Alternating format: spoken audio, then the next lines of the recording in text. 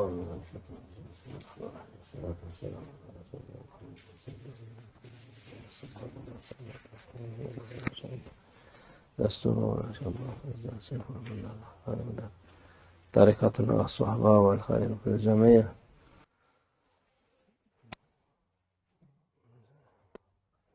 بسم اللہ الرحمن الرحیم.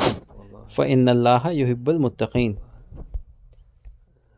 بالکل اللہ عز و جل ان لوگوں سے محبت کرتا ہے جو اللہ کی اطاعت کرتے ہیں، جو اس کا احترام کرتے ہیں اور اللہ سے ڈرتے ہیں.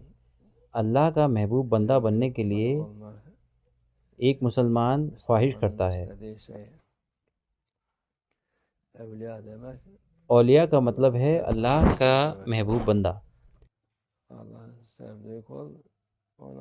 اللہ کا محبوب بندہ وہ ہے جو اس کی اطاعت کرتا ہے اور جو اس کے حکم مانتا ہے. آج کل کے لوگ اولیاء کو ایسے دیکھتے ہیں کہ ان کے پاس کوئی کرامات ہونی چاہیے اور جو چاہیں وہ کر سکیں. یہ بھی ممکن ہے، لیکن اللہ کا محبوب بندہ ولی اللہ وہ کرتا ہے جو ہر ایک کو کرنا چاہیے. وہ کیا ہے؟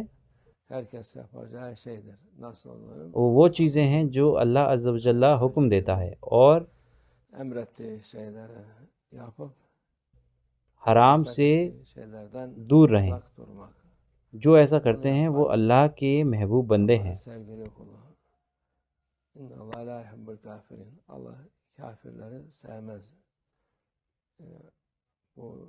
ان اللہ لا یحب الکافرین. اللہ کافروں سے محبت نہیں کرتا. کچھ بیوقوف لوگ یہ پوچھتے رہتے ہیں کہ اس نے ان کو اتنے موقع کیوں دیے اگر وہ ان سے محبت نہیں کرتا. سب سے پہلے آپ اللہ عز و جل کے کام میں دخل نہیں دے سکتے. ہماری عقل اس کی حکمت کو سمجھ نہیں سکتی. آپ یہ نہیں پوچھ سکتے. اگر آپ اللہ کے محبوب بندہ بننا چاہتے ہیں تو آپ کو اس کی چیزوں میں دخل نہیں دینا ہے.